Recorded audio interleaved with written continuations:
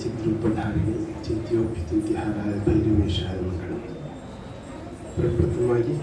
ಮದ್ಗುರುಗಳ ಶ್ರೀ ಚರಣಾರವಿಂದವನ್ನು ಸ್ಮರಿಸಿ ಸನಕ ಸನಂದಾದಿ ಋಷಿ ಪರಂಪರೆಗೆ ನಮಿಸುತ್ತ ಭಾರತ ಮಾತೆಗೆ ವಂದಿಸಿ ಇಂದು ಕುಮಾರ್ ಪ್ರದರ್ಶಕರ ಕಲೆಗಳ ಕೇಂದ್ರ ಕಲಾಮನೆಯಲ್ಲಿ ನಿತ್ಯ ಕಲೋತ್ಸವ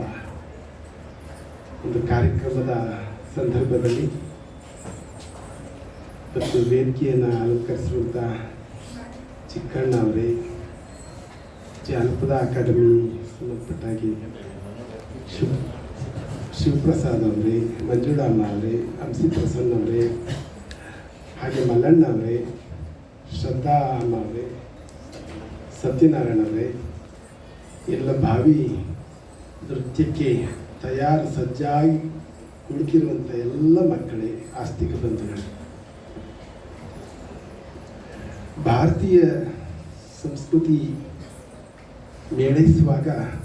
ಅದಕ್ಕೆ ಪ್ರಧಾನತೆ ನೃತ್ಯಕ್ಕೆ ಜಾಸ್ತಿ ಕೊಟ್ಟಿದ್ದಾರೆ.